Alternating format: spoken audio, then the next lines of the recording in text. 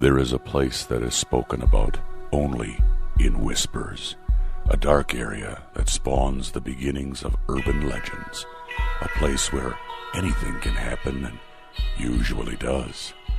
During the light of day, it hides just outside of view, but when the sun goes down, spirits, creatures of the night, roam free, and things do go bump in the night.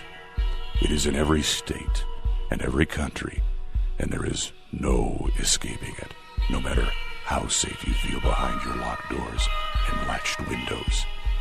So we invite you to turn down the lights and turn up your radio while we join Dave Schrader and Tim Dennis, your hosts, on a journey into the darkness on the edge of town.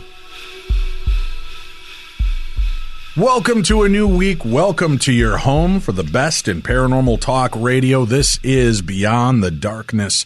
I'm your host, Dave Schrader. Along with me, sitting at the Supernatural News Desk, Mr. Tim Dennis. Good evening, Tim. Good evening, sir. So, are you ready for this week's lineup?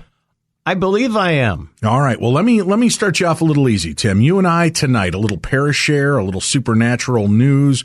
We've got stories collected from around the world, including a dark-eyed kid, black-eyed kid encounter tonight in news. Yeah. We have some of your personal paranormal encounters that you've been sending in. And remember, you can always email them into me at dave@darknessradio.com. Then, tomorrow, Tim, yes, we're going to go honky-tonkin'. All right. Yeah. Woohoo! Put on our shit kickers and hit the streets, son. That's what they call them? Yeah, I always like to throw up my gang signs when I've got my my kickers on. I don't think you no, I don't. That's not how are they there do that? country western gang signs? Yeah, there's the country western Crips, I believe. Country western CWC. Crips? No, I don't believe that's a fact at all. And then there's the Boot Scootin' Bloods. No, the Boot Scootin' Bloods. Right. I do hear they're kind of a rough and tumble crowd. They're very rough and tumble. Yeah. So, hey, y'all, don't make me lasso your ass. Yeah, yeah. Ooh, lasso your asso.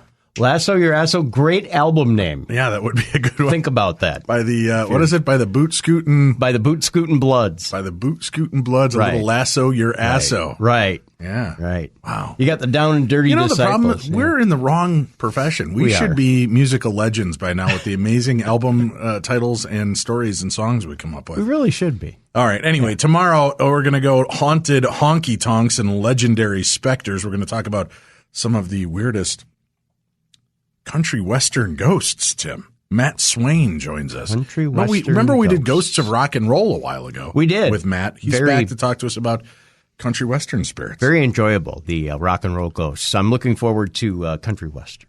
The day Satan called is Wednesday. I'll be gone that day. No, you're going to be here. Bill Scott's our guest. What? It's a true encounter with demon possession and exorcism.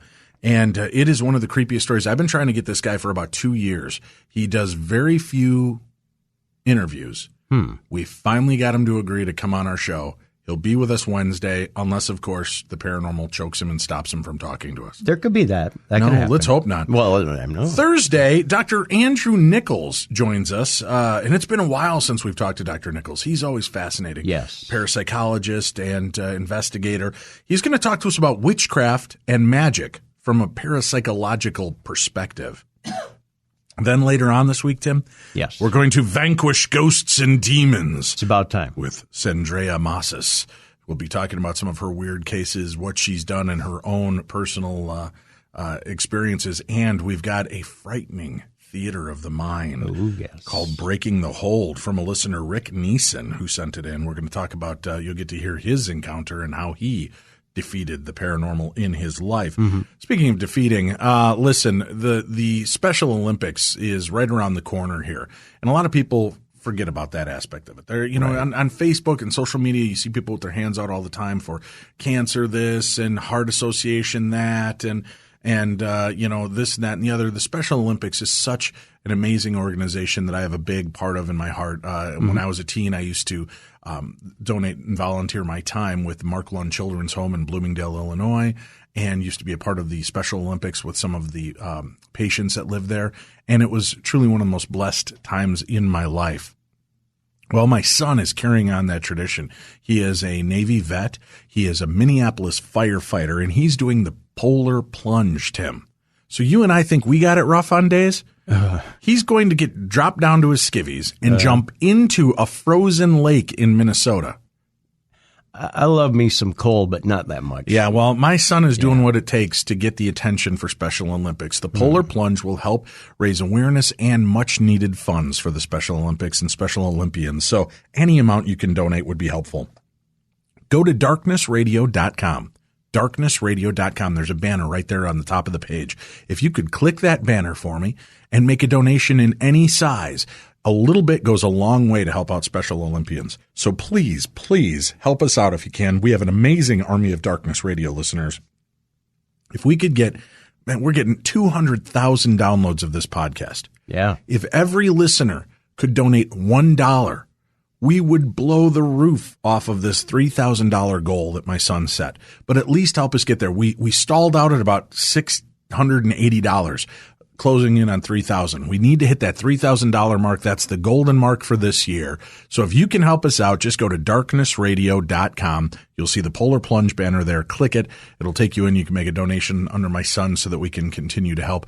Again, Minneapolis firefighter Cliff Schrader is doing this to try to help out, and we'd like to support him with that as well. So if you can make a click and a donation of any size, even $1 helps. All of you out there, $1, bam. We could have $200,000 like that, Tim. Yeah. But I'd just be happy with $3,000.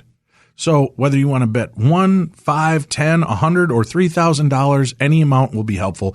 Please go make a difference and help out. All right, Tim, I know it's time to get back to it. I know I told our listeners we would only do Parashare and Supernatural News maybe twice a month. I know that I promised we would do more radio shows, but I will tell you. Boy, Tim, are you easy. The listeners have spoken. Uh-huh.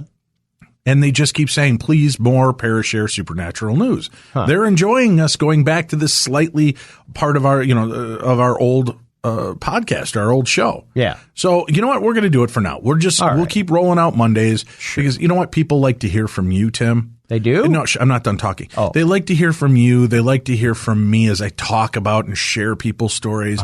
But they like to hear from you, Tim. They do? No, I'm not done talking. Oh, okay. Yeah, but they want to hear you. They do? Take the you'll get there. Right. Take the supernatural news from around the world, Tim, that you've gathered from some dark, eerie place in your home, that you scour the internet seeking the most bizarre and challenging tales of the past week to share with them in an enlightened and educating way, never snickering. It hasn't been mocked. I'm not done years. talking. Let Daddy finish talking. Okay. Never, ever, never, Yeah. Tim, judging these stories, but No. just letting them come out the way they are. Yep. Never looking at them in light. It's always with the admiration of a true journalist. Yeah. Okay, right. Tim. It's still my time to talk. Okay. Yeah. True journalist. Yada yada yada. Anyway, let's get to it. Supernatural news from around the world, ladies and gentlemen. Without further ado, because God knows we don't need any more ados on this planet. No. He's coming in all the way from the town of someplace, Minnesota, weighing in at 280 pounds, 6'1". Ladies and gentlemen, Tony the Tiger Dennis. He's great. Wow, I've never had that moniker before. You like that? I like that. That'd be good. Yeah. You know what, Dave? We start off, I believe this is in the UK, in Manchester. Really? Yeah. For the first time ever, the mugshot of a black-eyed child was arrested in Manchester for harassment and trespassing. You know why, Dave? Why? Because nobody ever says, come on in. They don't?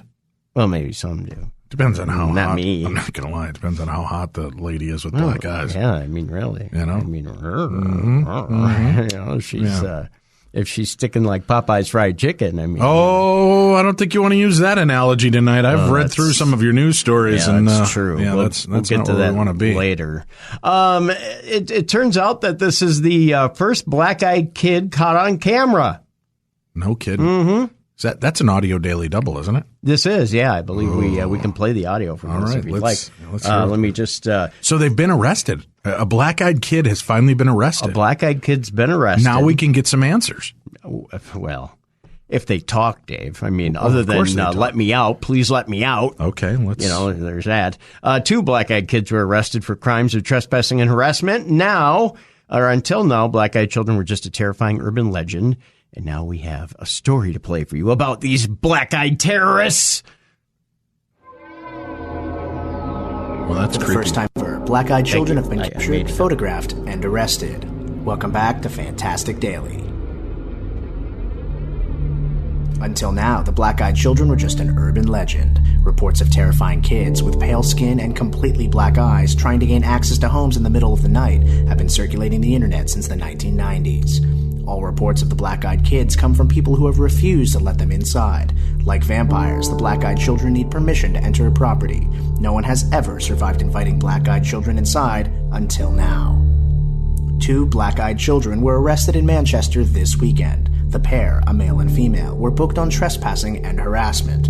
According to the police report, the black-eyed children were seen panhandling around town in the nights leading up to their arrest. Many concerned citizens had phoned in reports of the black-eyed kids, but because they weren't loitering on private property, there wasn't anything the police could do. On the night of the arrest, the pair were caught by CCTV cameras trying to gain access to a hotel.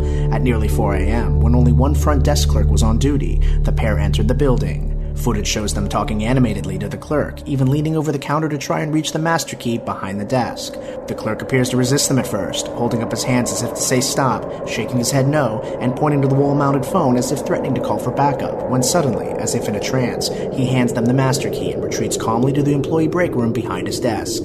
4 minutes later, the clerk sprints from the break room, phones the police, and pulls the fire alarm to get all the hotel guests out of their rooms so they cannot be coerced into letting the black-eyed children inside. When police searched the hotel, they found the 2 black-eyed kids in a maid's closet. The pair had used the master key to gain access to the hotel's laundry room, where the male stole a pair of maintenance coveralls and the female stole a maid's outfit. They had planned to get inside the guest rooms by posing as hotel staff. Neither child could provide a name or documentation to police. A doctor was called to examine them and reported that aside from their pupilless, fully black eyes, the pair were otherwise healthy, normal 18-year-olds. The doctor was asked to check if their black eyes were natural and not the result of body modification, contacts, or tattoos. Frighteningly, those oil-slick eyes are completely real. The black-eyed children are being held in protective custody, and police aren't giving out any further details to the media at this time. That's all for today's Fantastic Daily. Thanks for watching. Make sure to like this video, comment... Well, you like the video. Wow. I don't like it. It scares the heck out of me. Do you think they're in there with their little tin cans? Rankling on them against the bars of their jail cell? Attica, please, Attica. Please, won't you let us out? Please let us out. But that they've arrested 2 of them and that they have photographs. The photograph is creepy. The girl has all black eyes. Right. So, and they've busted 2 kids. 2. But now these kids, they don't seem supernatural in nature. They just seem naughty. Naughty by nature. Wasn't that a group? It was. Yeah. Yeah. Tretch. I'm wondering why they're not out touring again. They are actually. Are they really? Part of the 90s tour. Yeah. There's a 90s rap tour going on right now. Really? Yeah. Oh, right. With Vanilla Ice. Oh, God, don't say that. I might need to get me some tickets to that. Made my stomach upset right there.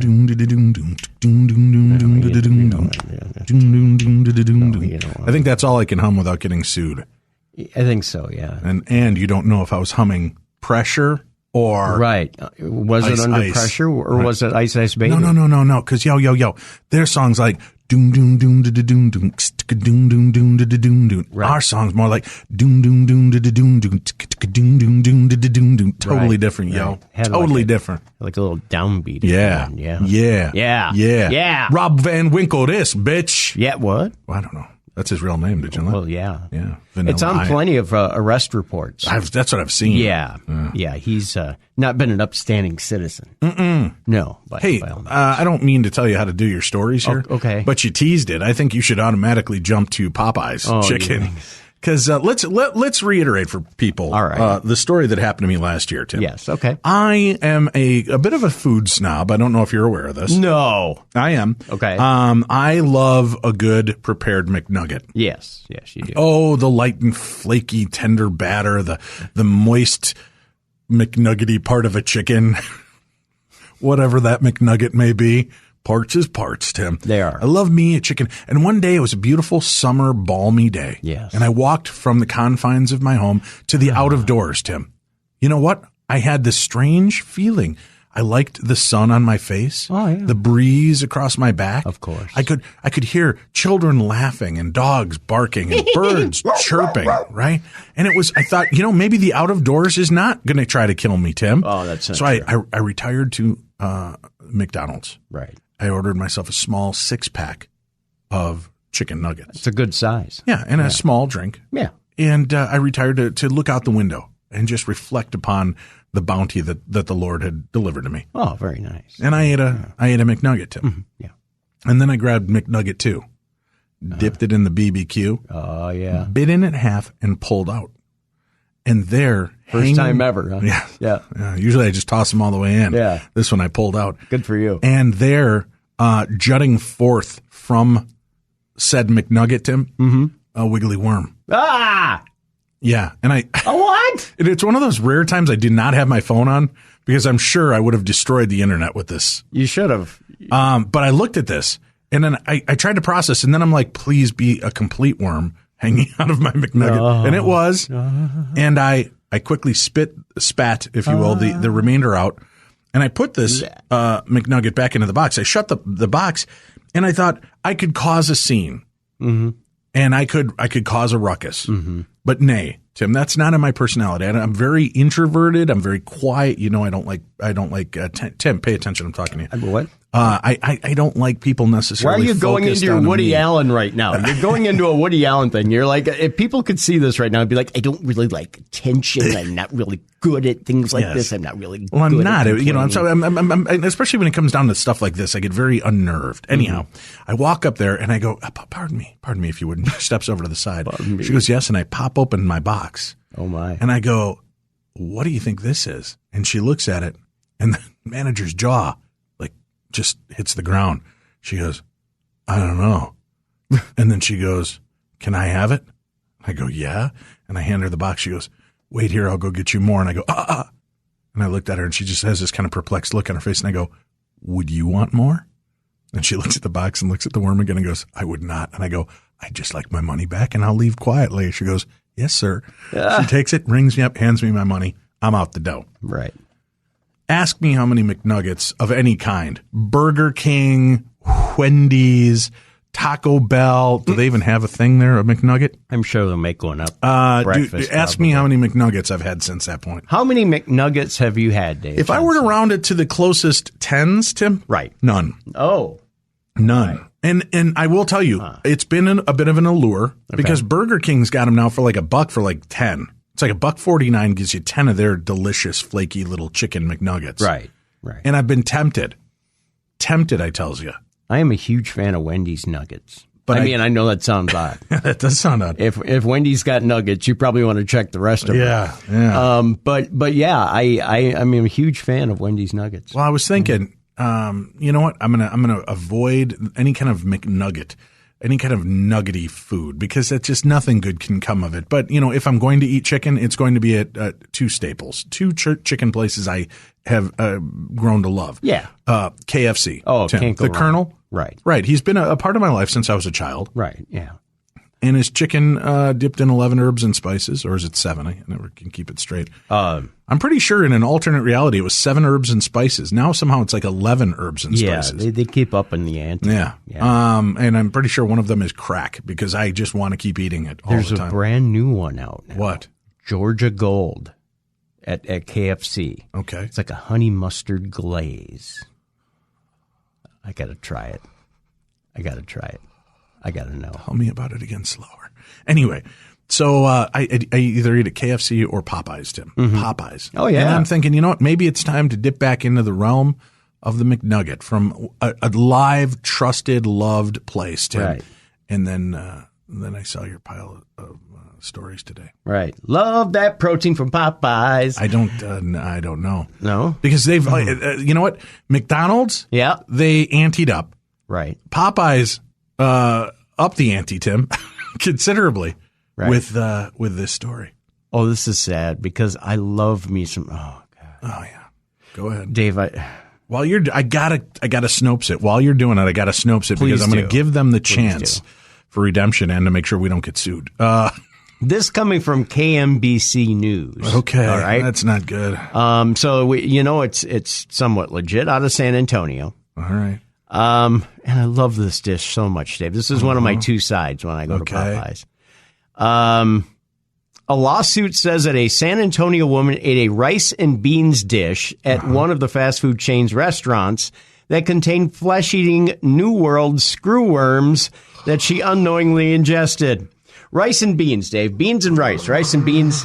I love me some beans and rice. Rice and beans. I love me some. I could eat that all day long. But I ain't eating no screwworms. Screwworm that, Tim. Yeah. Wait, now what? Yes. All right, give me the story. A woman who ate at a Popeyes Louisiana kitchen alleges that there was more in the meal than she ordered than just beans and rice and beans. And all the goodness that's in the rice and beans. There was a little more protein than normal. Karen Good of San Antonio says in a newly filed lawsuit that the dish contained flesh-eating New World screwworms that she unknowingly ingested. Renee Kapowski, a Popeye spokeswoman who had to have been horrified, said the franchisee has been working with Good for more than a year to address her concerns.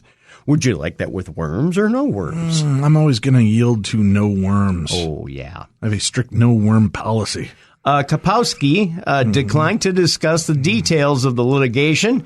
The franchisee couldn't immediately be reached. I wonder why. Probably because they're having their flesh eaten by flesh-eating worms. Probably, yeah. We put every precaution in place in the restaurants to meet the highest food safety standards, Kapowski said.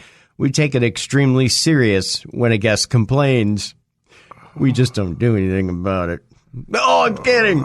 The New World screwworm fly lives off the flesh of open wounds of warm-blooded animals, in case you was curious. Well, everyone's got to eat. Oh, people could see me rocking in place right here. Oh, my God. The larvae, once hatched as maggots, can dig close to 2 inches into a wound. So they get in there, Dave. They get in there. They do their job. The lawsuit says that the screwworms entered her... whoa. No, whoa. what? Let me take a second here. Entered her what? Hold on. I need a drink of water so I don't throw up. The lawsuit said the screwworms entered her digestive tract and laid eggs, which she says embedded in the interior lining of her small intestine. When the eggs hatched, this is like a bad episode of anything. This could never be a good episode of anything. So a bad episode of everything. This is makes sense. If Ripley Scott tried to make Aliens on $5.33. Ripley Scott, or what? Good old Ripley Scott. Yeah, good old Ripley Scott. That'd be Ridley Scott. Ridley Scott Ripley, tried to make Ellen Ripley is you know what I meant. It's late. Ridley Scott tried to make a $5.33 version of Aliens. Yeah. Yes. So when the eggs hatched, they infested her body and began to eat her alive from the inside out. Oh, my God. That's a weight loss routine I'm not up for. They're just munching their way out. Munching their way out. No, make it stop. Patrick Stollmeyer, Good's San Antonio lawyer, said his client became ill and as a result couldn't work. No, really? She ended up losing her business, her house, her vehicles, and pretty much everything else. A spokeswoman for the city's Metropolitan Health District, Carol Schleisinger, said if there was lab work done, it is considered health-protected information and would not be publicly disclosed. Do we really need to know more than worms go in your digestive tract, lay eggs, embed in the interior lining of your small intestine, hatch, infest your body, and begin to eat you alive from the inside out? Again, very drastic weight loss program, Tim. Very drastic. Love them screwworms from Popeyes. No. Okay, listen. Yeah. I don't mean to take this jump, but I'm going to say this right now. Okay. I've lost some weight recently, Tim. Right. Not as much as I want, but I'm getting there. Okay. And it has nothing to do with screwworms from Popeyes. All right. But it is something you and I are both a part of. Yes. I want to make this mention right now because right now, mark my word, after hearing that story, it's time for us all to make a change, Tim. We need to stop the fast food revolution. We need to stay away from this. And then Come back to eating right and eating at home. And I know you're like me. I know people are out there listening to the show right now, Tim, saying, but Dave, I can't cook. All I know is deep fried. All I know is in a bun. But what else can I do? HelloFresh has the answer, Tim. They are the answer. And they're helping me out. I'm doing this now 3 meals a week. I've converted from eating garbage food at least 3 nights a week now just to try to get myself in this mode. I also wanted to get over that initial intimidation factor of trying to cook something that looks fancy. Yeah. And I've done it. I'm working with HelloFresh. I got you on HelloFresh. We liked it so much. We reached out to have them advertise on the show. They are doing it now so that you can take advantage of what we're working with right now. HelloFresh is a meal kit delivery service, makes cooking fun. It's easy. It's convenient. Each meal takes only around 30 minutes. And that's for everybody, Tim. Yeah. Novices like you all the way to skilled craftsmen like me.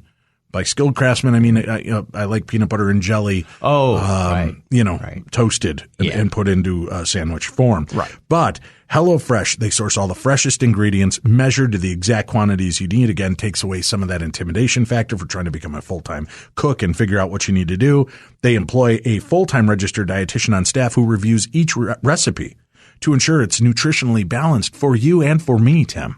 Oh, good. Right. Yeah. And then every week there's new recipes to try. You gotta love it. All delivered to your doorstep in a special insulated box, and that's done for free. Now, here's where it's really cool.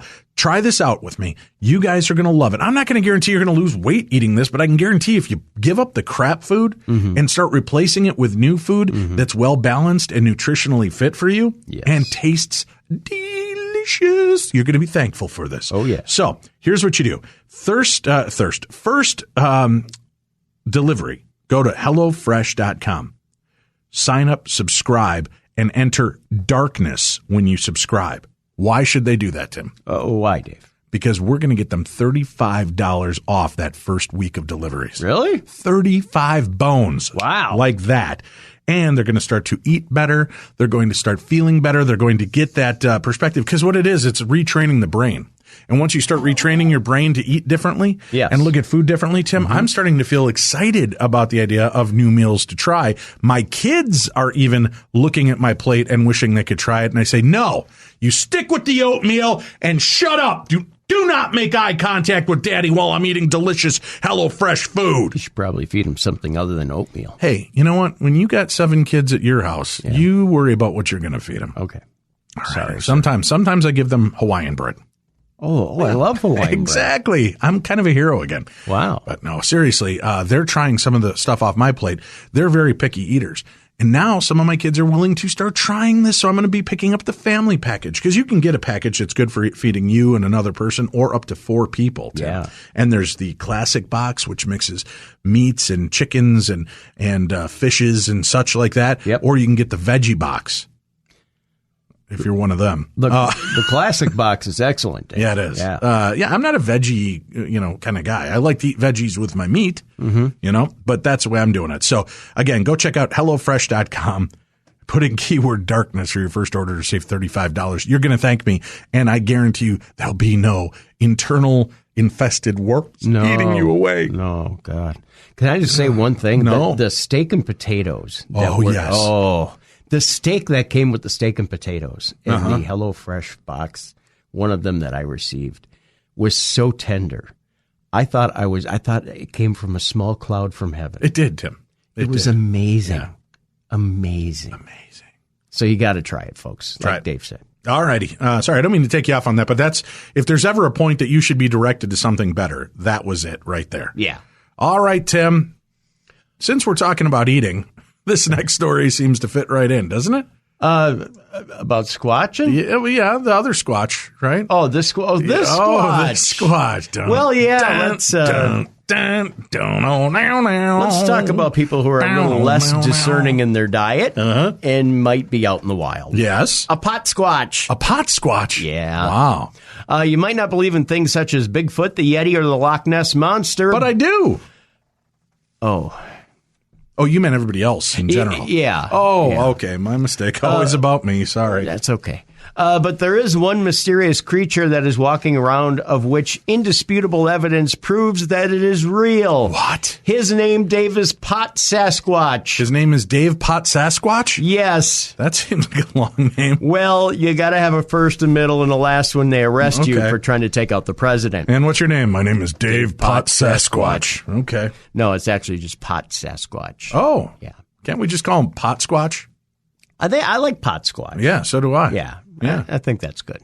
It's hunting ground, Springfield, Massachusetts. So beware all listeners we have in Springfield, Massachusetts. I don't think everybody's in trouble. I think just if you're made of Cheetos, nachos, or corn dogs. Because what would a pot squatch eat? Oh, you know what? What?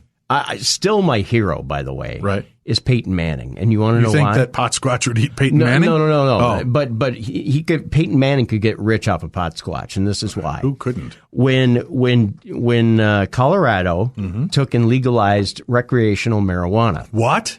Yeah. Why are we still in Minnesota, boy? No, I know, right? But did I just say that?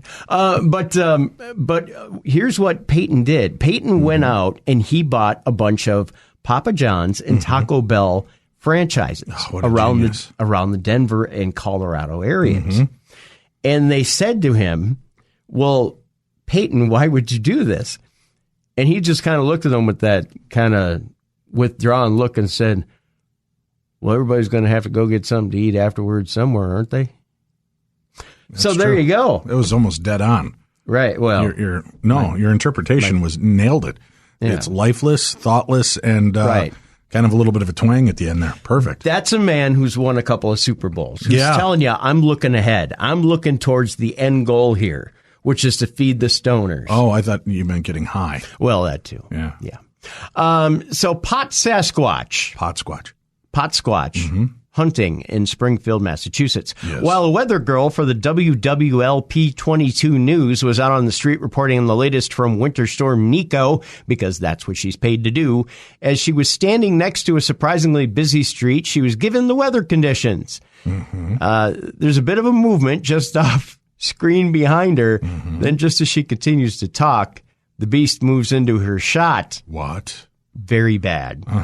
Especially during a live one shot. You don't want to make it a two shot. That's TV news talk, Dave. Oh, look at you. Yeah, I know. I'm pretty skilled that way. He is a human-sized creature that is made entirely out of green cannabis leaves.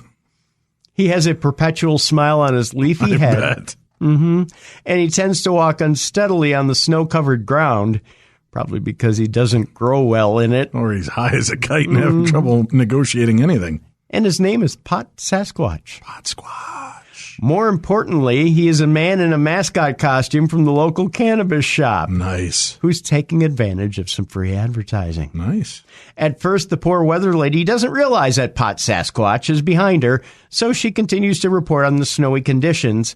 Then as she backs off camera and allows the cameraman to take a shot of the street, she seems to notice what is lurking behind her. At first, it's easy to see that she's amused by the creature, stifling a laugh and then continuing with the news. Needless to say, with a creature like Pot Sasquatch running around... Just say Pot Squatch. Why do you Pot make me Squatch? cry? Yes. It's surprising that anybody or anyone is able to get any news reported. One would think that they'd be too caught up in following the strange monster around town and maybe trying to get a hold of Lauren Coleman or something like that. Yeah. I mean, or just a giant rolling paper to knock him on his ass and puff him up. Oh, I know. I started to watch the video a little bit. That'll make the biggest joint on planet Earth. Can you? Cheech and Chong would have an aneurysm. Hey, man, it's saw Pot that. Squatch. I'm telling you, that's fantastic. I mean, you could stay high for a decade off a Pot Squatch. Not that we condone No. the use of recreational marijuana unless you live in a recreational marijuana state. Right. And even then, by federal law, we should say no.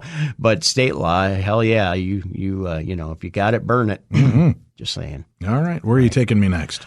We go to another Bigfoot story, Dave. Yeah, we do. In particular, we are going to be talking about the Bigfoot capital of Alabama. Where I had my Bigfoot sighting. In Evergreen? No, Foley, Alabama. Oh, But Alabama is where I had my sighting. Right. Well, we're going to Evergreen. which is designated as the collard green capital of Alabama. I can hear banjos now. It's also officially the Bigfoot capital of Alabama. Okay. According to the Evergreen City Councilman Luther Upton, this all started the second weekend of January during the city's annual Collard Green Festival. Evidently, they didn't have pot squatch around, Dave, to have a mascot. Any greens will do. Yeah. Yeah. During the festival, Donald McDonald, no relation to Ronald. Are we sure? Maybe it's his estranged cousin. Right. The host of Killing Bigfoot and others spoke with officials and residents about the sightings. McDonald says there have been numerous reports of Bigfoot sightings within a 20-mile radius of the city. Following the festival, Upton brought up the idea to have the city named the official Bigfoot capital of Alabama. Is it Alabama or Alabama? Yeah. The council then decided to take a vote on the name, and it passed unanimously. Why? Because there were no other bills in front of the council that day, Dave. I'm just a bill. Yes, I'm only a bill. Officials are now working with lawmakers to get the states to also recognize them, too. They're like, hey, look at us over here in Evergreen. We had Donald McDonald here in our parade. I think Donald McDonald came with his own clown suit. No? Just curious. We move on. As we should. Because that's what we do. More Bigfoot stories. Yeah. More Bigfoot all the time here on Supernatural News, Dave. What? That's what we do. What? We take the biggest feet and we report on them. Shaquille O'Neal, big feet. Yeah. That's what we're saying. I mean, no, Shaq is on Podcast One. He is. He is. He has his own show on Podcast One. So we figured we'd shout out Shaquille O'Neal so he'll eventually come on our show. What up, Shaq? Yeah, what up, Shaq? We want to know who would win between you and Bigfoot, Shaq. That's all we want to know. Free throw contest. Oh, only. Thanks for clarifying, yeah. Bigfoot expedition inspires a ban on state-funded searches for mythical creatures. It turns out this one backfired. We go to Santa Fe, New Mexico, where a lawmaker in New Mexico has proposed a bill that would make it illegal for state-funded colleges to go hunting for mythical creatures.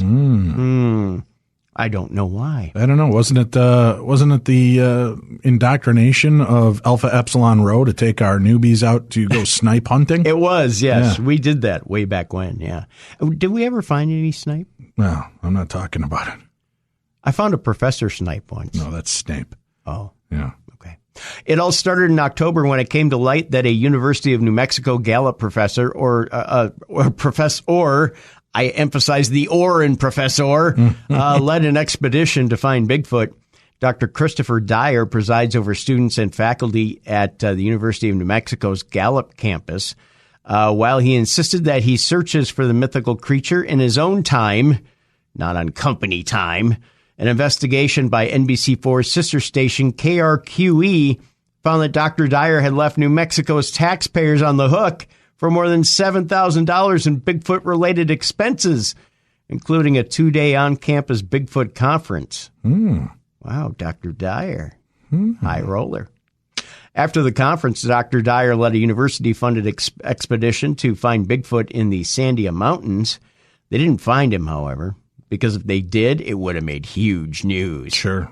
When this information came to light... I bet he found pot squatch. That's why you can't hear from him. I bet they all found peyote squatch out there in the middle of the New Mexico desert. When this information came to light, New Mexico State Senator George Munoz sponsored a bill that would ban public funds from being spent on looking for or catching a fictitious creature. Now, how does Senator George Munoz know that Bigfoot's fictitious?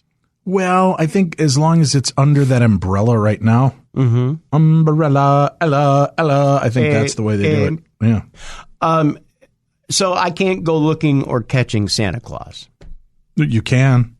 He's not a fictitious creature. We know him to exist. Hanukkah Harry? Yes, Hanukkah Harry. The mensch on a bench, they're all in trouble. All right. Yeah. It's sad that we have to do this, that they don't have the ethics, that UNM doesn't have the ethics to stop this, Senator Munoz went on to say.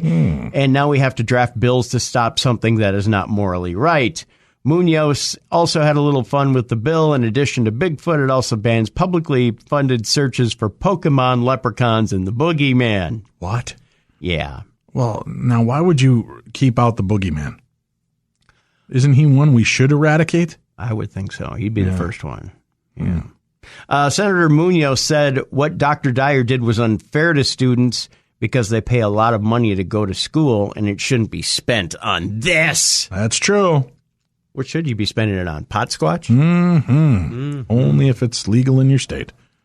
Well, or you can get it past the RA at the dorm room. Sure. One or the other. Just saying.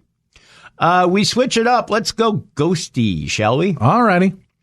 A poltergeist video is real quick, we should make a quick mention. Okay. Yesterday, Tim, yes, we lost musical legend Al Jarreau. No, Al Jarreau died? Yeah. Some walk by night, some fly by day. Where have give me the story. What happened? I think I just did. Al Jarreau died. Well, I mean, that's the headline, but what's the story? What's the meat of the story? By a trombone? No, by pot squatch. Pot squatch? Let me see if I can find the full story here. Yeah, just I know you're a fan. I am. Of Al Jarreau. It says Al Jarreau, legendary jazz singer, dies at age 76. No. Yeah. Died yesterday, Tim. Sunday. Al Jarreau, legendary jazz singer, dies at age 76, according to a message on his website. The 7-time Grammy winner had recently announced his retirement from the entertainment business after hospitalized in Los Angeles for exhaustion, according to the Associated Press. It was unclear what he died from at press time, but Jarreau had fought through respiratory and cardiac issues in the recent years. That's what TMZ is reporting. Also, I believe it was Saturday, Chavo Guerrero Sr. passed away, who was a friend of our friend Chris Jericho.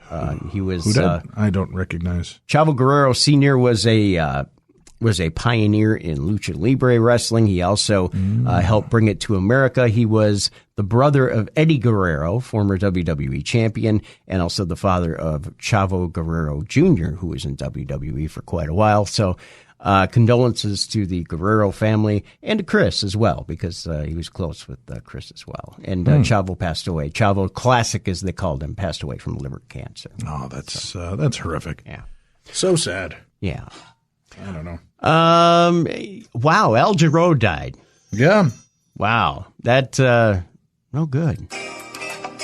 You're gonna make me tear up, aren't you? Got to, man. Love this show. See, Moonlight was a good one.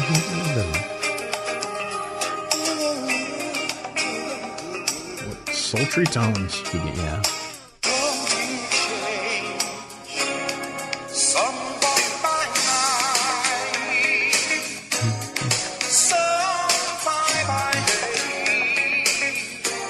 And that's all I can play so we don't get arrested for FCC regulations. But Al Jarreau, you will be missed. Thank you for one of my favorite endearing TV show themes. Yeah. That's all I really know him as, so that's all I can thank him for. But it's been with me since I was a child. When I was a kid, I used to mix up Al Jarreau and George Benson. Ah, yes. But it's common. They had a lot of I used to mix up George Washington and George Michaels. Imagine my surprise. Wow. One of us was definitely in a lot more trouble when it came to history tests, Tim. One was the father of our country. The other was a father figure. That's true. Right. I'm going to be your father figure. Put your tiny hand in mine. Very, very good. People have been craving that, by the way. I get emails every week. Was that my Nickelback voice, Tim? I don't know. What voice is it? Is that Nickelback when I do that? By the way, do you have your tickets for that yet? Not yet. Aren't they at the State Fair? They are at the State Fair. Do you think they'll sing that song? Yes, I think they will, Dave. I think they've run out of original material that people will actually listen to. And I think they'll probably sing that song. Why do you mock this new band that I've just found, Nickelback? Nickelback is so horrible. It's like... It's like wanting to take a punch to the gut. You know what you should do? Really, don't spend money on tickets. No. Just call Chris. Call Chris Jericho. Call him. Why? He's a rock star. He can get me into Nickelback? If anybody can, he can. He's a rock star. He's a bigger rock star than Nickelback. Isn't Nickelback Canadian? Yeah. Isn't Chris Jericho Canadian? Yeah. Holy, I see the connection. See? Chris Jericho. I'm going to use him for his connections to Nickelback. Just say, but be prepared for him to laugh at me and hang up again? Yeah, for the long string of laughter and then hang up. And then when you call him back, I go, no, seriously, Chris, I want to go see Nickelback. No, seriously, Dave, I've asked you to stop calling me. Right. There may be that. But I did text him and asked how my favorite sexy pinata was, and he seemed very uncomfortable with that. Well, I would be. That's what he calls himself on but wrestling. He can call himself that. I'm just trying to show a little love, show him that he's my sexy pinata. Well, when you put ownership to it, when you say my sexy pinata, then it becomes creepy. Like, I want to chain you to the radiator in my basement and hit you with a stick. That's not Chris good. Jericho, it rubs the lotion in. Do you remember the look when you said something about the Elvis costume and the unicorn Yes. when we were doing Talk is Jericho? Mm-hmm. That's probably the same look you got over the phone. That's true. When you mentioned that he was your We have a lot more sexy stories pinata. to cover that actually have to do with the paranormal. Let's get back right. to them, and All right. I'll shut up. Well, let's talk about the reason why police experience so many paranormal encounters. Okay. It's because a lot of people get shot in front of them. Good night, everybody. No, probably stress would be part of it. Well, and people not knowing what they're up against, or on drugs, alcohol, and mental issues. Well, Am I right? yeah, sort of. Okay. Well, what did you say? What do the experts say? The experts say that police officers have reported on numerous paranormal phenomena over the years. As a profession, they seem to be more likely to believe in otherworldly happenings than anyone but professional podcasters and late-night radio show hosts. Those are the only exceptions as to who believes I feel more. like somebody just took a shot over my bow. It might be this guy who wrote this story. Yeah. They say, wow, I'm Share it about with the rest of us, would you? I'm about to read a line that may rock your world here. All right, hold on. Let me buckle in. All right. Okay. It says that, in fact, many paranormal researchers use it as evidence when a police officer sees something or reports something that they believe to be true as paranormal. The reasoning is that if police believe something, it must be credible. However, this is a line that'll absolutely make your jaw hit the floor. Police may be the very least credible witnesses due to the fact that they are more prone to hallucinations than most everyone else. Did you hear that? That was my jaw hitting the floor. What? That's what it says. Police are more apt to hallucinations? That's what this article says. I'm not saying it. You know who I would have thought would have been more apt to hallucinations? Who's that? NFL referees. Right. Yeah. Oh, boy. You're telling me. Oh, what are you going to do? Sue me, Goodell? Huh? Yeah, Goodell. What are you going to do? Or should I refer to you as Brady's bitch? Yeah. What are you going to do? Take the air out of my balls? What? I don't know what that means. God. Last week, the author of this article spoke about a phenomena that almost all police are vulnerable to called hypervigilance. Hypervigilance. Which is a heightened state of alertness and readiness adopted by those who perceive themselves to be under constant threat. As it turns out, hypervigilance has been clinically related to a higher likelihood of experiencing hallucinations. Okay. While the association between policing and the paranormal has been attributed to getting called to such scenes more frequently than other statistical groups, this explanation entails that all of the paranormal phenomena police reported are in fact absolutely true and real. Although the author of the article is open to the possibility of anomalistic events or animalistic events. After all, he loves Def Leppard albums. Who doesn't? Surely at least half of these police reports are less than factual. Therefore, the better explanation is that the police encounter the unreal so often because the pressures of a policing career make officers vulnerable to experiencing the unreal. Hypervigilance also leads to being more suggestible, so police are likely to take cues about Take lewds? Yes, clues. Okay, lewds and peyote and pot squatch. No.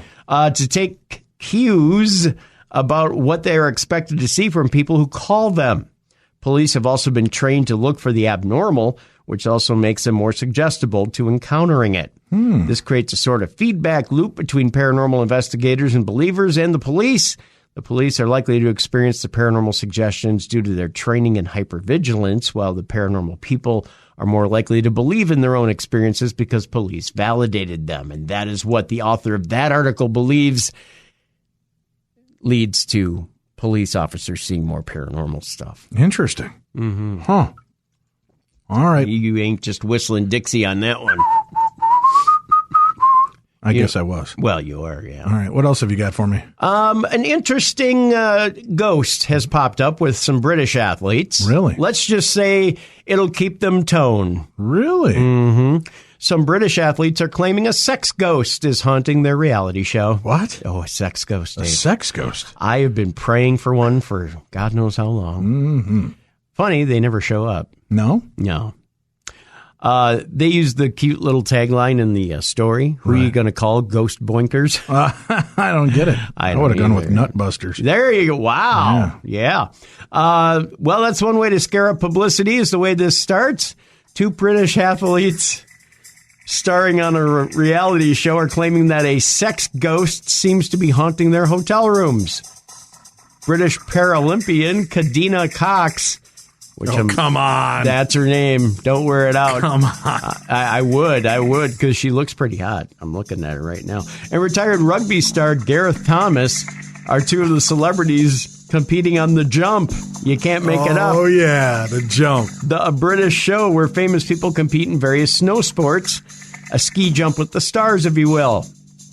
The season's first episode aired Sunday on the Channel 4 network, but the show is scaring up more attention for what's happening in the celebs' hotel rooms. During the episode, the 25-year-old Cox reportedly asked for a new room after allegedly being sexually violated by a ghost. Another competing celebrity, Emma Parker Bowles, the Duchess of Cornwall's niece, said on the show that Cox was penetrated by some sort of paranormal entity. Thomas concurred, by the way. Ooh, I got low on that one. I'm like, Thomas concurred. That was barely white of you. Yeah, it was. She had a ghost going in and out of her. She had a sleep thing, he said. According to The Sun, she wishes it was a person. Ooh, I'm trying to get low with it. I'm trying to work this flu bug to the maximum here. Come on, Timmy, bring it down. It was going in and out of her body. Oh, yeah. The feeling was apparently so real to her, she asked for a room change, as did Thomas. I wanted to move to different floors because when I'm hearing these ghost stories, I was at the very, very end of the corridor and I got scared, he said.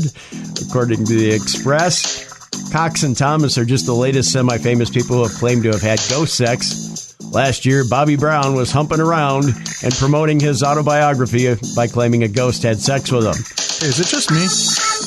Or does this theme kind of sound like the People's Court as a porn song? It's kind of like if the People's Court and Shaft got together and decided to do it. Judge Wapner, what you talking about?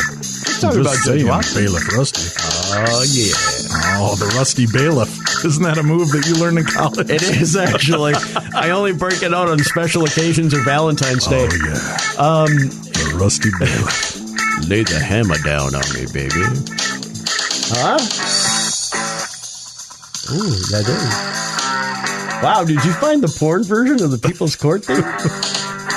Yeah. Baby, this week we're going to get down real serious. He made a promise that he couldn't keep in bed. All right. It was like the porn version of the People's Court thing. It was. Dun, dun, dun. Oh, man. The following case. I don't know if anybody's listening, but I'm having fun. I am. Yeah. It's a good time. Mm-hmm. It's a good time. So essentially, they're recapping a bunch of sex stories with celebrities. We just are more concerned with the British athletes who seem to be taking it up the ski pole. Yeah, especially Cox and Johnson. Yes, Cox and Johnson. Wasn't that their names? Cox and Thomas. Oh. Yeah, John Thomas. John Thomas, right, yeah. Your wiggly bits. they're twigs and berries. Mm-hmm. Yeah. So there's that. Doom, doom, doom. Doom, doom. All right. The following is a case of a little bit of slap and tickle, if you will. All right. Let's see. We've got plenty of ghosty stories here. I've already read that one. All right. Let's get rid of that one. Yeah, what was that one? What, this one? Museum of what? Museum of Shadow houses ghosts and paranormal activity. Yes. I'll take that for $500, Alex. All right. A bell rings, a door is slammed shut, and something scrapes against the floor. Play that theme again. No, I'm kidding. Oh. By the way, have you seen 50 Shades Darker this weekend yet? No, Tim. I'm You're a guy? I'm a hetero white male in a committed relationship. Universally panned, I guess. Wasn't the first one? Yeah, but this one was panned even worse. I did see Lego Batman, and it was awesome. Have you seen? Yes, now, twice. Jimmy Kimmel. No, I've not seen Jimmy Kimmel. Jimmy Kimmel took the audio. You look it up on YouTube, folks. Took the audio from 50 Shades Darker and put it over the visual from the Lego Batman movie, and it's called 50 Shades Darker Night. It is hysterical. I will check that out. You'll love it. I don't know what that has to do with the paranormal, but we keep losing it. Let's go. All right. Bell rings, the door slams shut, and something scrapes against the floor. Then Anastasia screams, and we all leave the movie theater. But nothing living is there. What? Well, because the lines were really flat, and there's really nothing to the story. Okay. This is normal for Nate Reitman and his wife, Kaylee. That was very let downish after you're knocking out the other name. Because she's got a weird spelling to it. Owners of the Museum of Shadows in downtown Elmwood, Nebraska, opened in September. The museum boasts over 1,000 artifacts tested by the couple and certified haunted. Thermal imaging photos and security camera footage on the museum's website show strange figures and a curtain moving on its own. Not a curtain moving on its own! Dun, dun, dun. Oh my God, the humanity! I know, right? A curtain moving on its own. That's it. That's the best you got in your old haunted museum. That was an old Bob Dylan album, I believe. A curtain moving on its own. I believe it's a curtain moving on its own. Sometimes I love a curtain on its own. With dim lights and children singing Ring Around the Rosie in the background, the museum is guaranteed to give anyone the creeps. But the scariest parts are the real objects coming from places as far as Sri Lanka with, as Nate and Kaylee would put it, attached spirits. We all fall down. I like that one right there. There's a heavy and spine-chilling feeling around these objects as visitors read the plaques that explain the haunted background. A horned mask. You have to be careful how you read that, Dave. A horned mask has been known to emulate drum beats and chanting. An oil lamp from... And the drum beat goes like this.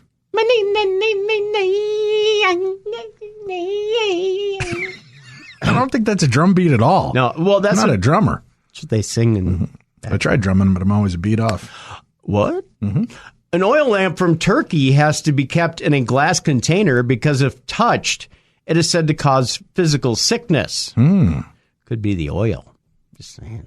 The most haunted artifact in the museum is an antique doll named Ida, who has inspired a horror movie. She was originally found in a house a family had just bought. The husband threw her away, and she went to a landfill 20 miles away from their home. And 2 years later, she showed back up in the home without her eyes. What? That's what Kaylee says. What? Yeah. When they come into the museum, it's common for the Radermans to find her and other artifacts in a different position. Probably because somebody rang the bell. It's a bad joke. All the artifacts are donated from around the world from people who have had paranormal experiences with them. Then they go through rigorous testing in a place Nate and Kaylee call quarantine, which is their bedroom, I bet. Wow, wow. We don't just take any random object that people bring in. Kaylee said. We do investigate all of them before bringing them in just to make sure something is attached. The museum also holds 3 haunted gurneys from 3 different time periods to honor the history of the building itself. Built almost... Really? The itsy bitsy spider had to go creepy?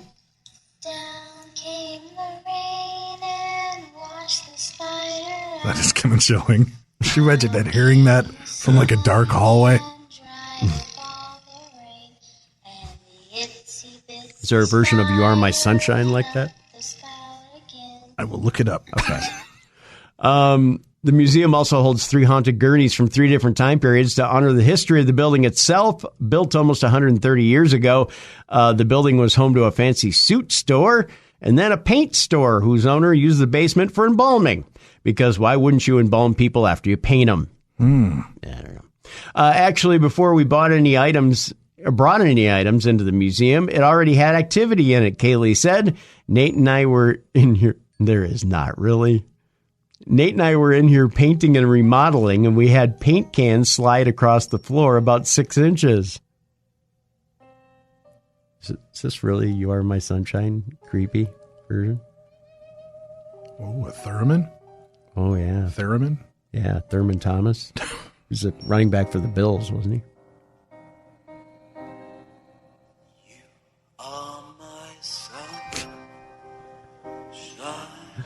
Oh, dear Lord.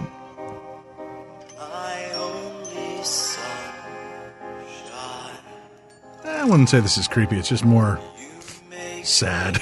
Yeah, it's kind of pathetic, actually. Not with that. Yeah. Eric Cummings, a paranormal connoisseur who visited the museum recently, gave rave reviews. He says, I don't know the words for it other than phenomenal. Cummings said, phenomenal. Phenomenal.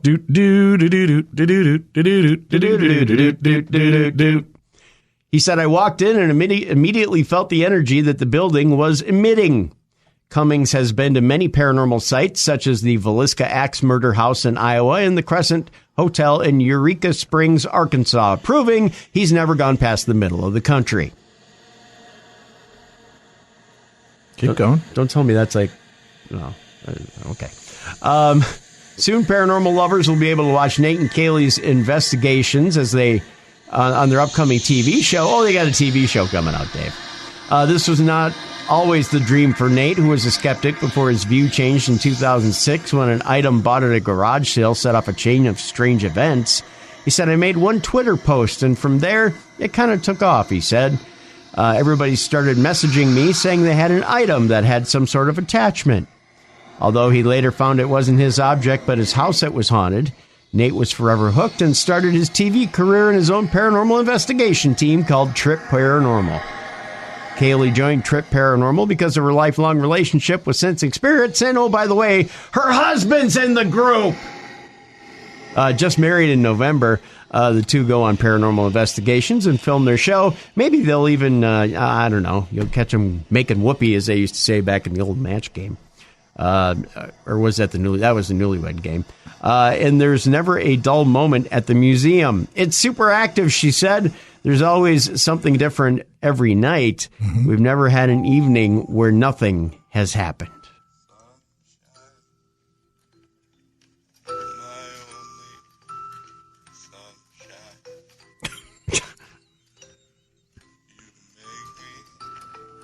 Happy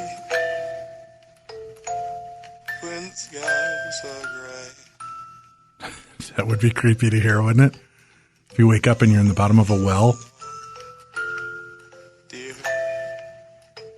I would think that somewhere Robert Goulet lost a bet. Because this sounds like the lounge version. Like a really creepy lounge version of this song. Dude, let's make our own. You know I love lounge music. Yeah. Let's do a creepy lounge act. A creepy lounge act. And I will sing all kinds of songs in the creepiest lounge actiest way possible. I say that's a bet. Can I trademark that, lounge actiest? Lounge actiest, yes. Yeah. Yes, it sounds like some sort of new yoga program. Yeah. All right. You can do that. Do we have, let's do, what are we doing on time here? Well, why don't we go another story and then we'll go to some Parashare stories. Another story. Did we do this, Michael? No, we did Jason Voorhees Ghost. Oh, let's do this one. This is a follow-up to last week, folks. Just when you thought one movie monster was enough for you to be out there in real life, turns out there's a second. What? Well, last week, yeah. Did they talk about that in this? Pre-reading is probably a good thing. Yeah. Well, last week, for those of you that don't know, there was a strange photograph taken that looks an awful lot like Jason Voorhees. Right. In the background of this photograph. Right. And not to be outdone, because we refuse to be outdone. Right. Tim, in his sleuthing way, found a news story to follow that up with an even bigger creep factor. Right. Because this actually comes on the heels, too, of an announcement that was made. We'll get to that announcement in a minute. We'll talk about that here in a minute. But terror as ghost of Michael Myers floats above a cemetery in a horror photo. That's right. He's real. This terrifying picture supposedly captures a monster floating above a cemetery and bears a creepy resemblance to horror flick character Michael Myers. 24-year-old Benny Coleman, who has nothing better to do than hang out in cemeteries, was with a friend hoping to prove the existence of the paranormal when his companion got spooked. He claimed he saw something, so Benny began snapping away with the camera. This comes as a mystic was visited by the Beatles in a spooky snap. What? I don't know where that came from. This comes as a mystic was visited by the Beatles in a spooky snap. Must be coinciding. Okay. Timing-wise. The duo were left terrified when they realized they had captured a face floating eerily over the gravestones and fled the cemetery in fear.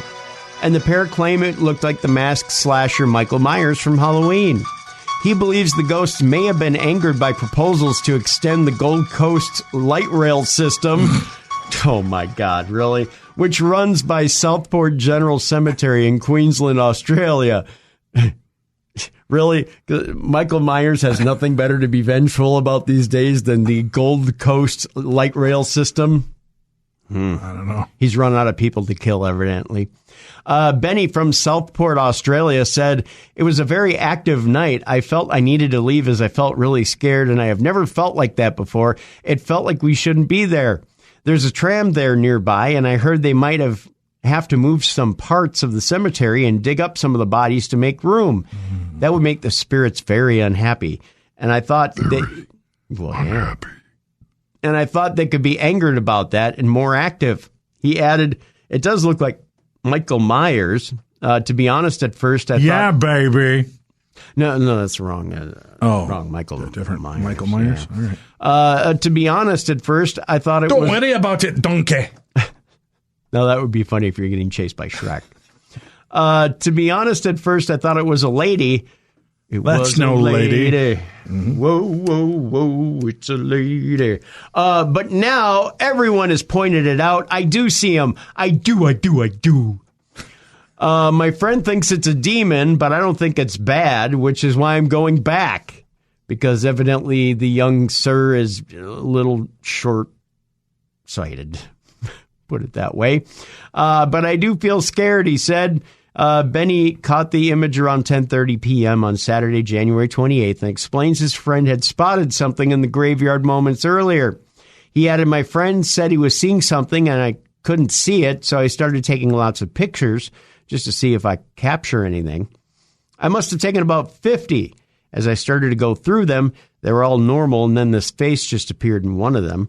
I think it's a face. I can see the eyes, nose, and neck and everything, but I don't recognize the face. Maybe it looks like William Shatner in mold form." A spokesperson for Gold Line Q, which maintains the light rail system on behalf of the Queensland government, pointed out that the extension is 3 kilometers away from the graveyard. A spokesperson said Stage 2 of the Gold Coast Light Rail uses existing transport corridors and is located several kilometers from the Southport General Cemetery. Besides, how long do you think it would take Michael Myers to get that far? What, a year, 2 years? Oh, he's supernatural. He can move quickly, Tim. He's really slow. No graves will be disturbed during construction, they claim.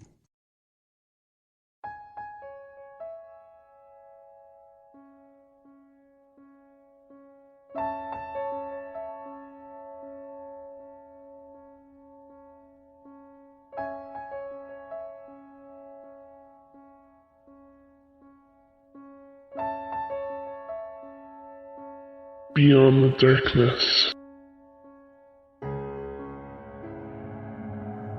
All right, welcome back to the best in paranormal talk radio. This is Beyond the Darkness. And Tim, it's time for Parashare. That means it's time for me to read some of the exquisitely written stories from our listeners, some of their very own personal encounters with the strange and the supernatural.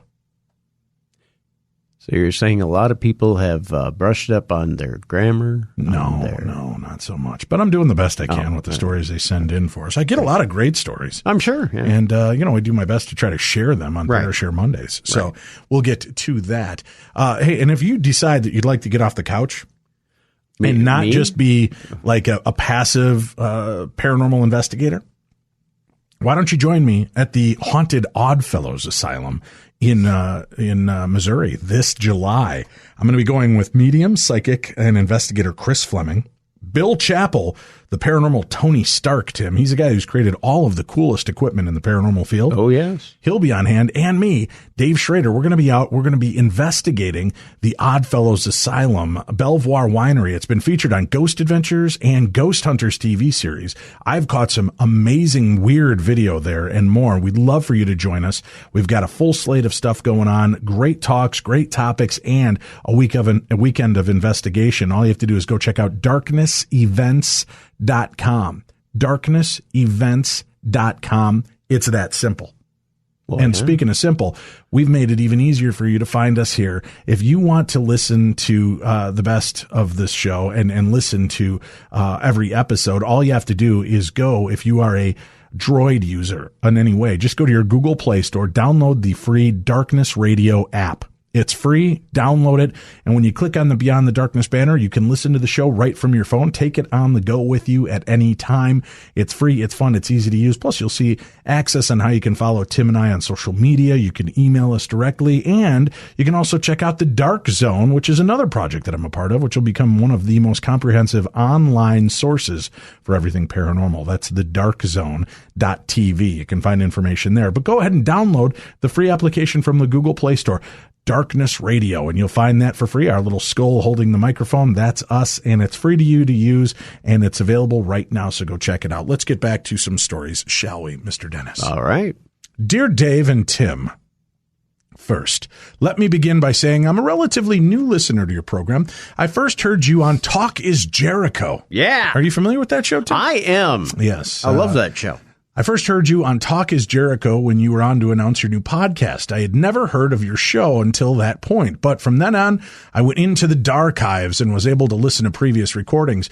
I had become hooked on your show and listened to at least 3 programs a day, trying to catch up on the great paranormal info you guys have to share. So thank you. Well, thank you, Don. Thank you for finding us. I wanted to write to you and tell you about my own experience with some entity or energy from when I was younger to get your take on it. I live in New Jersey and have all my life, and this experience happened in my childhood home when I was about 14 years old. I remember specifically that I was home alone and that this experience happened in the afternoon.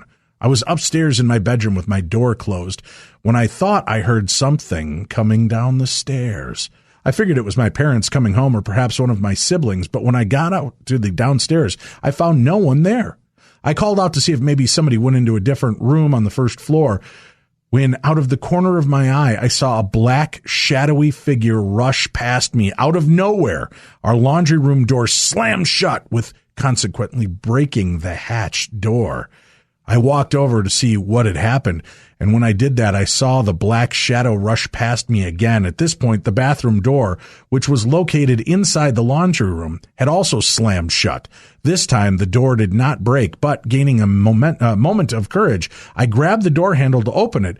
I was able to get the door maybe 2 inches open when something pressed against the door with a great force and threw me back. I grabbed the handle again, and when I went to turn it, it would not turn. This is odd only because the door did not have a locking mechanism on it, and it was always a fight within my family to change it because, after all, it was a bathroom. No one would like to have that sense of privacy removed when somebody could just walk in on you in that room. Now, I became extremely scared at this point, and I ran out of the house. I figured maybe it was a neighborhood kid breaking and entering after seeing my parents leave, and maybe they thought the house was empty. I ran to the backyard where I had the sight of the bathroom window. I waited there to see if anyone would jump out, but no one ever did. I stood in the driveway until my parents had arrived, and we went into the house together. I had told them what happened, but they just told me I was crazy. We went to the bathroom, and the other door was still closed, but this time the handle operated just fine, and the window was locked from the inside. Was it a shadow figure? Was it a kid looking for an easy house to rob? I never found out the answer, but I can tell you this was not the only strange or paranormal experience I ever had in that house. Thanks for reading, and thank you again for your program. I hope to be listening for many more years. That comes from Don. Well, Don, you can't leave us hanging like that. You've had more experiences? Well, share them with us, man. Stop being so cheap. Yeah. Hi, Dave. My name is Daniel Lawson, and I'm from Horsham in Victoria, Australia.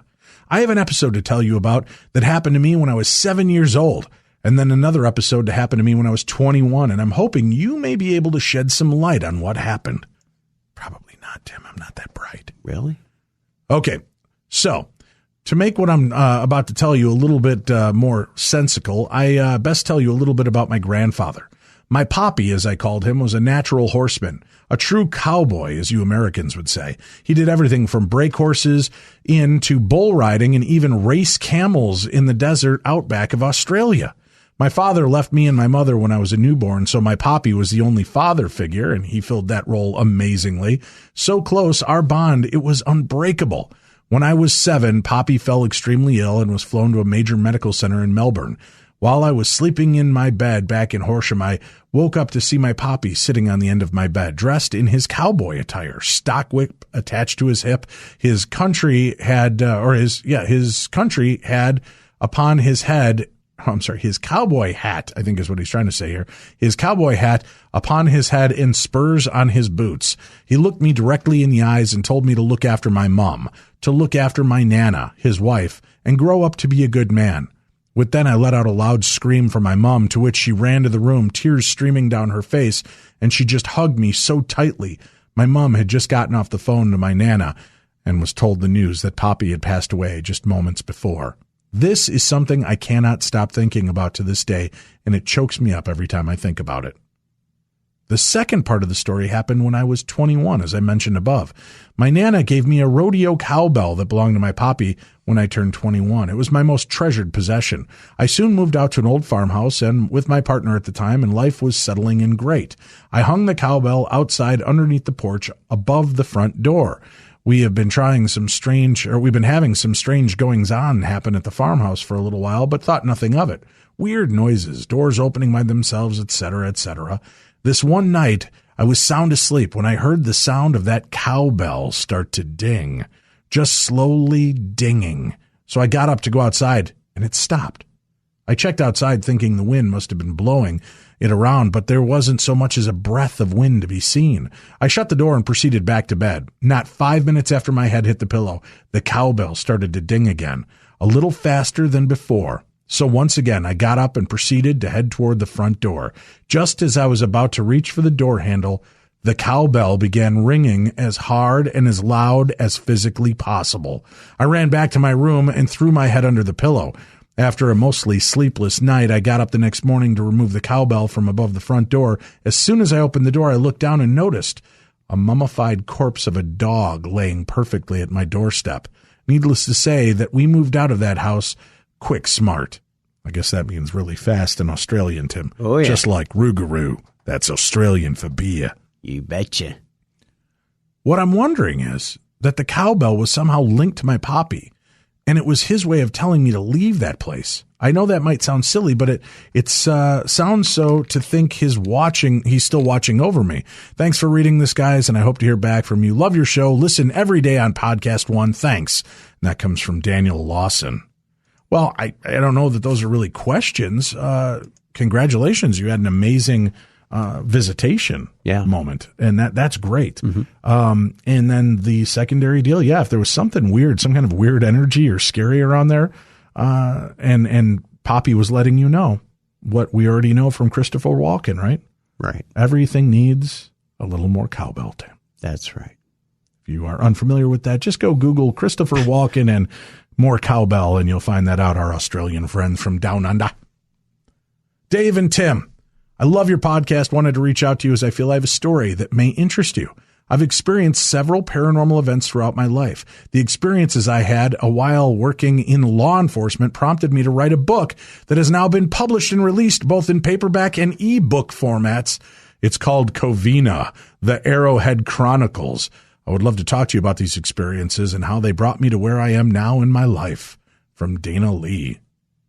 Oh, are you interested in that, Tim? Sure. All right, let me, you know what I'm going to do? I'm going to forward that over to our assistant, our booking producer, Amy, who's proficient at getting that handled. So look for an email from Amy at Darkness Radio, and she will be reaching out to you to have you join us and share your encounters.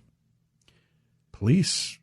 We just talked about that earlier in the show. Yeah. Police having paranormal encounters. Yeah. I wonder what he'll think of that article. Probably not much. No. Or she, Dana Lee. I can't tell if that's a guy Dana or a chick Dana. You take a shot at it. Let's see here. Don't read on air. What? Hi, Dave and Tim. I have 2 creepy stories that are creepy shower stories that are, of course, always scary. One, so I was in the shower and I was thinking of Robin Williams, who killed himself about 2 to 3 months before. So I was showering and bang! I look out the shower and there was a handprint on the foggy mirror. 2, I was in the shower and I heard someone open the door and walk in and open the toilet lid and sit down. Again, I look around the curtain and the door was closed and the toilet lid was down. Love your show. My favorite is Monday Parish Air. You guys rock. That comes from Austin. Thank you, Austin. He said, don't read that story because he listens when he's going to bed. Right. Hello, Dave. I'm a new listener to your Beyond the Darkness podcast, and I love it. I'm adding that little flourish. I don't know if that's exactly the intent of this letter, but that should one be. Of the subjects that I had vaguely heard about before was astral projection, and hearing about it on your show makes me wonder about something that happened to me.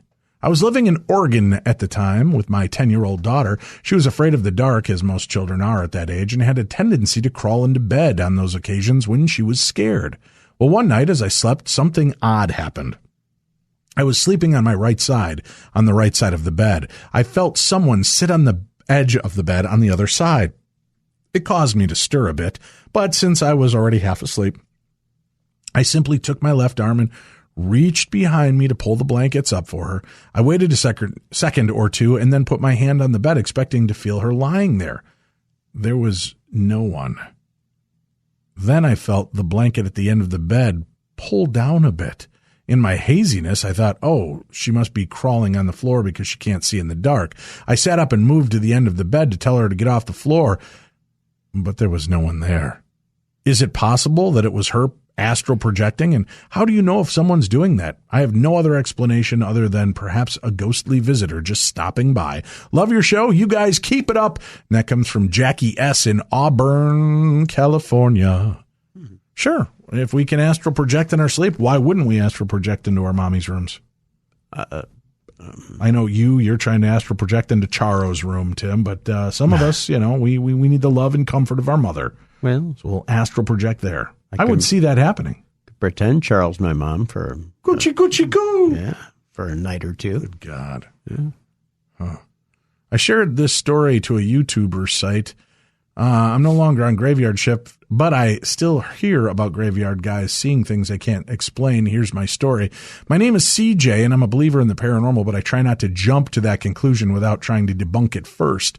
Out of all my experiences, I feel I should share the ones that have gone on at the sawmill where I work in North Idaho.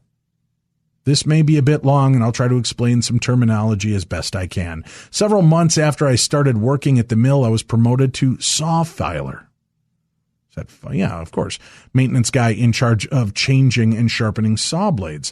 Filers have a room in the basement of the mill with various grinding machines and saw blades from wall to wall. A few days into training on graveyard shift, which is 11 p.m. to 7:30 a.m., I was told that the room had been rumored to be haunted.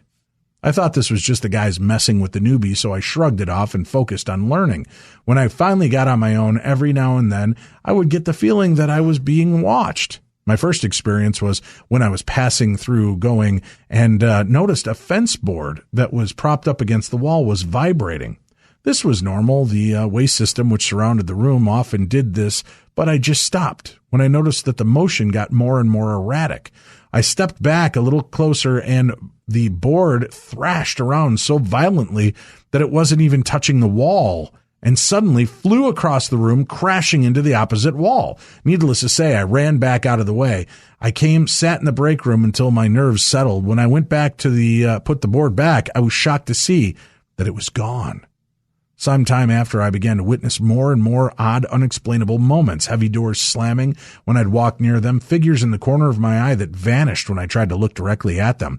Trying to get some insight, I finally told my experience to my coworkers and got stories similar to mine. Machines starting on their own, shadow figures, even a locker door opening up slowly, and objects, some so heavy and placed in positions that there was no possible way that they could just fall out.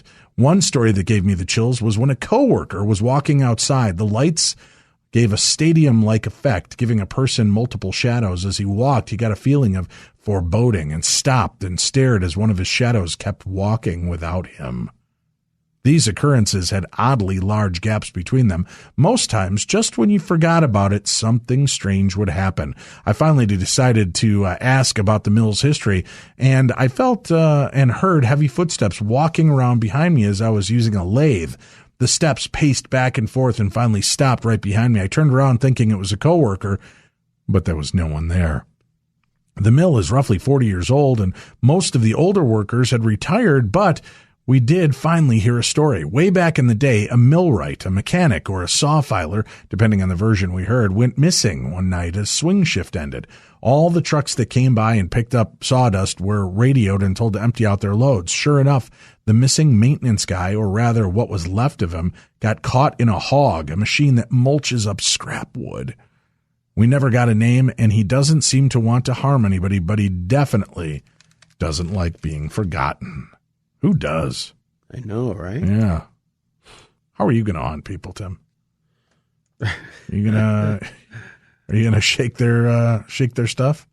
Well, in a matter of speaking, Dave, yes, I am. You gonna shake that stuff, Timmy D? Shake it good. Yep. All right. Let's see. We got a couple more stories here. Get my hand in there. And... New station, same slow computers, Tim. Here we go. This comes from Sue. She says, my experience from 2012 to 2016 while renting a room. I'm a widow and moved into this house with another widow to help her pay the mortgage. Before I moved in, she told me she at times will wake up and scream and at times will sleepwalk when this happens. This did cause me some alarm as to when do I know when the screams if she's in trouble. I tried not to think about it too much. My roommate slept in the basement, and I slept in the main floor bedroom. I moved in September 2012, and about a month later, things began to happen. First, I felt someone sit down on my bed as I laid on my right side. I was alarmed and afraid and could not move when someone tapped me on my shoulder. I was frozen in fear. I could not move for a while, and when I turned over, no one was there, and my door was closed. I laid awake the rest of the night.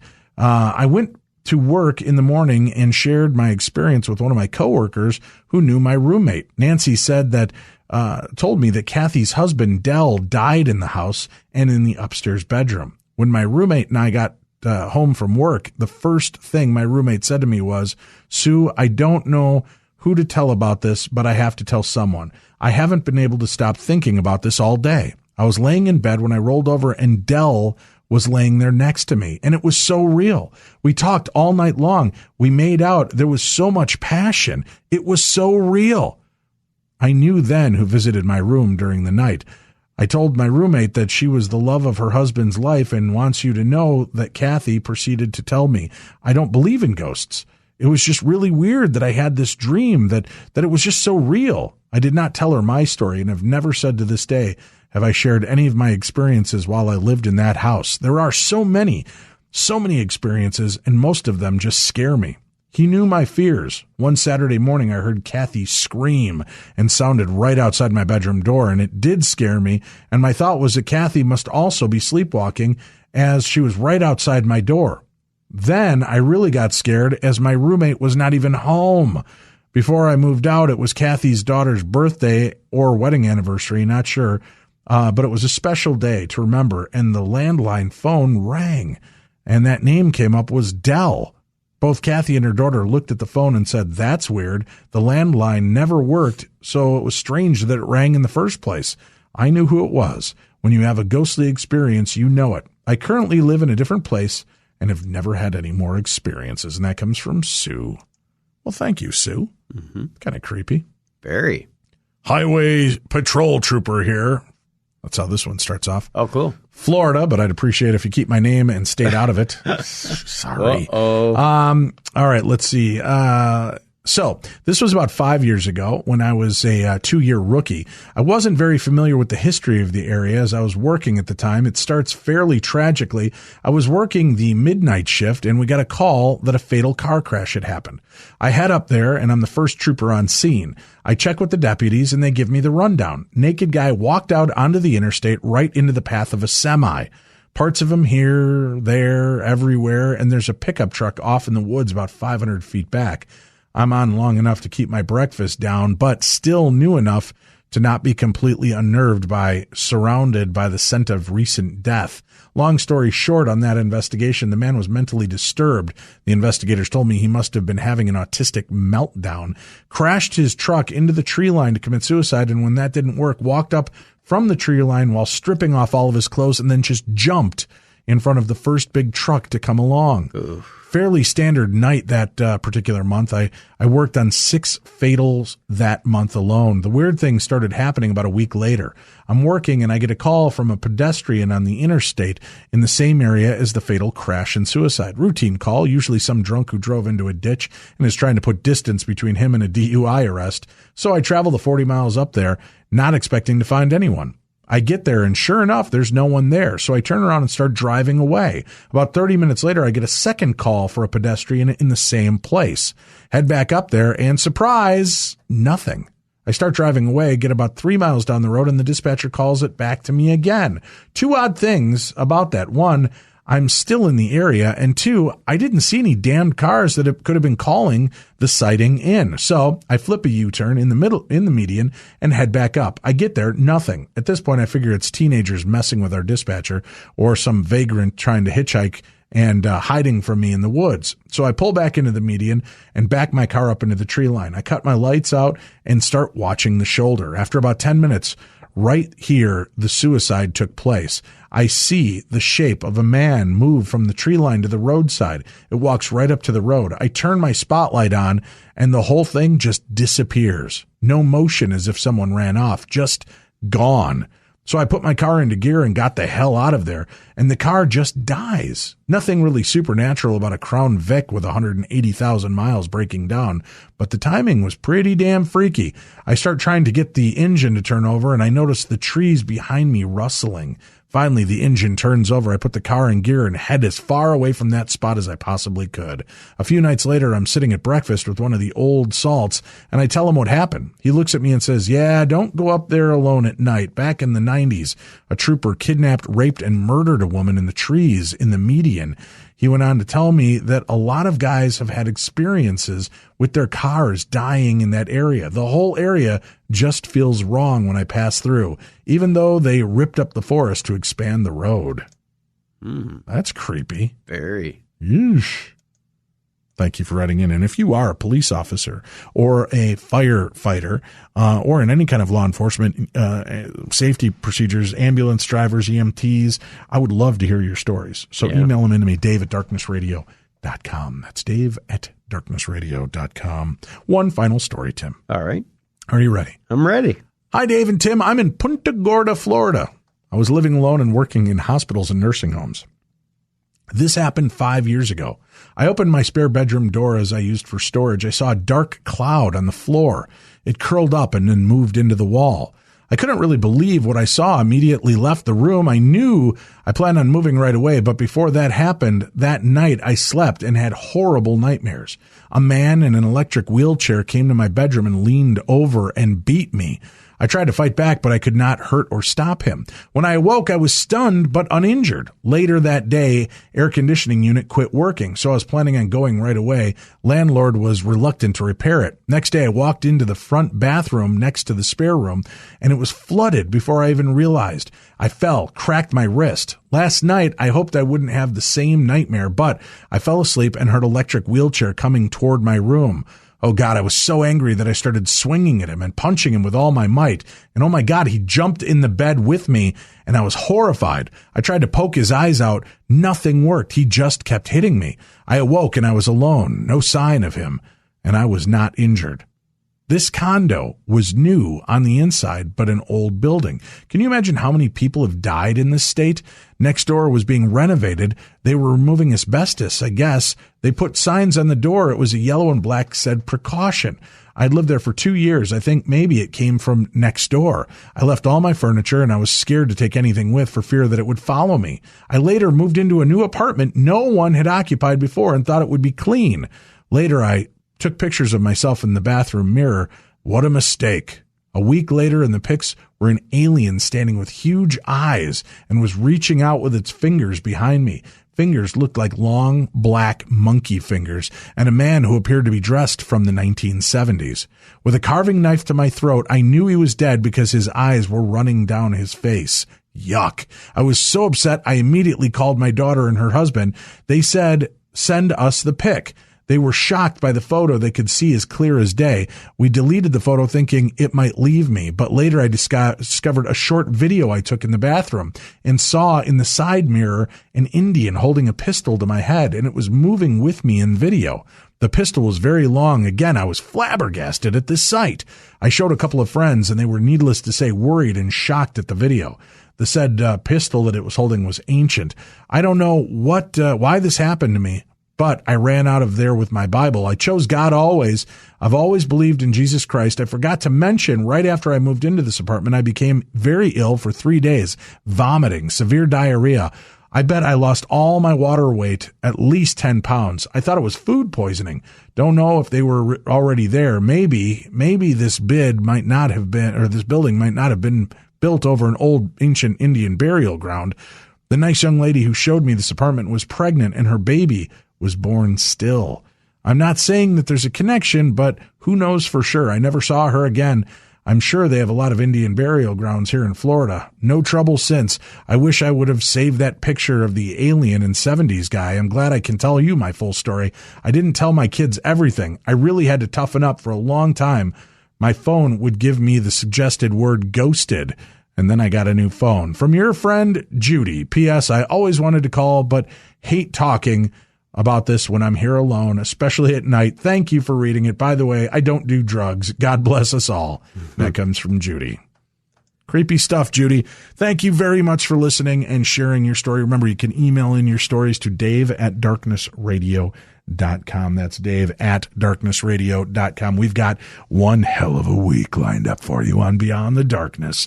Tomorrow, Tuesday, we're going to go honky tonkin', honky tonkin', honky tonkin', honky tonkin'. Haunted honky tonks, Tim. Yeah. And legendary specters of the cowboy world.